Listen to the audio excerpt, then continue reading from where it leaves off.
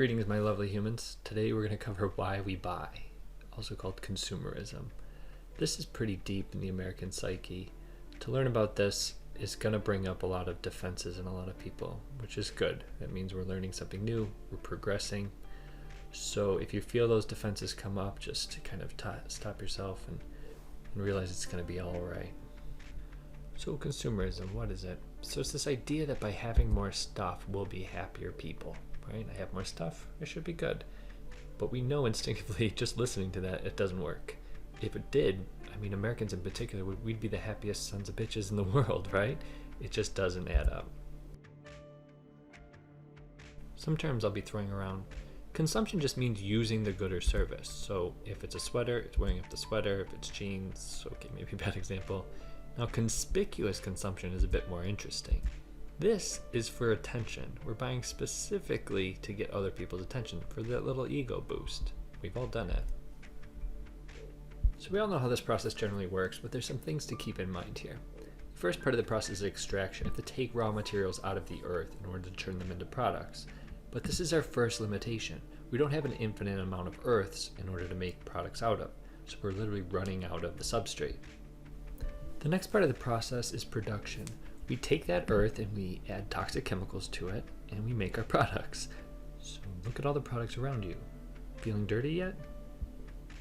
The next part is the part we know the best, distribution. This is selling it in the stores and us buying it, this toxic earth products that they've made. The last part of the process is the part we don't like to think about, disposal. Our stuff has to go somewhere. Literally, it's science, right? This stuff often ends up in third world countries as secondhand waste. In this picture, think about that. Some of that is our crap.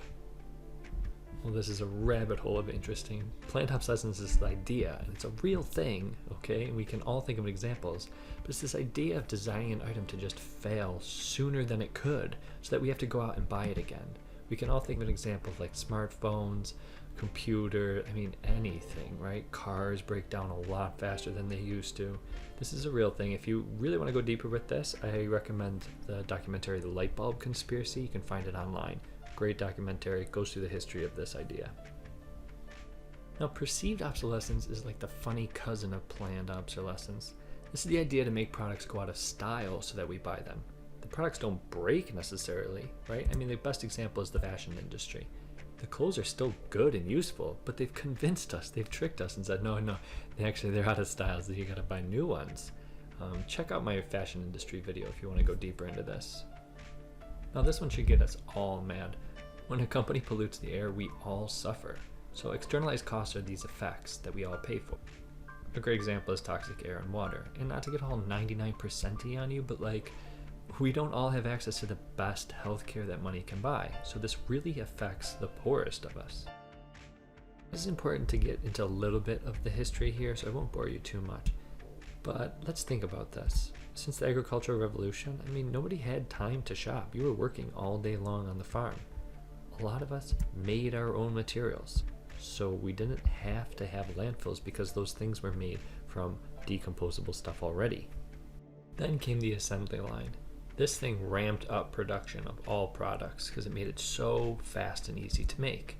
So production goes up, but prices of everything go down because there's so many products now. Now we can buy things even if we don't necessarily need them.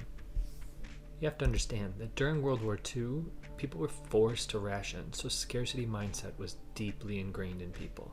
After the war, all of that could go away. Factories that made weapons could actually start making products, and they used that efficiency of the assembly line. Thrifty was actually now un-American. It wasn't cool to be thrifty. To buy was in. Now, two things happened in the 50s that made this explode even more. That was the invention of shopping malls and easy credit. Shopping malls, encourage needless buying. You're in one store, but you walk past 5 others, you're going to end up in the other stores and buying things you don't need. Easy credit encouraged people to go into debt just to keep up with the Joneses, right? In the past, you had to save up in order to buy that car. Now you could just put it on a credit card. Ask your grandparents how they paid for their first car, right? They'll say, well, we just saved up and bought it in cash. Nobody went into debt just so that they could compete with their neighbors. I want to finish part one with a couple arguments for consumerism that you'll hear from people. Here's a quote: "The entire world economy rests on the consumer. If he ever stops spending money he doesn't have on things he doesn't need, we're done for." Let's use our critical thinking skills here for a second. That's our big plan.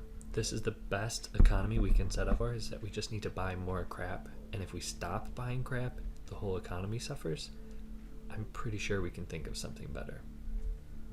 So the argument's going something like this: people keep the economy going by their consumption, which is true. The way we've set it up, it kind of does, but it's not perfect. We did just have a great recession, right? So it doesn't work all the time. In fact, it could work really horribly. And then they say, well, consumerism keeps people employed. Again, this is true, but it's in many jobs that we hate. Think about everyone's had that horrible retail job. They've had folding shirts for 6 hours. Not the greatest type of employment. I'll end with my last argument. The only reason this consumer-based economy even works is because things don't make us happy. If they did make us happy, we'd all just buy our one thing and be done, and we'd be happy for the rest of our lives, right? But things can't make us happy. It's not how it works. So they might give us a little dopamine boost when we buy that item, but when we bring it home, we're just as unhappy as before we left. All right, so how do we do? Did anybody get defensive? Raise your hand. No? This could be tough to learn about, especially if you like to shop. And I mean, kind of, who doesn't? If you really like this information, head into part 2 and I'll get into the root causes of consumerism. Thanks.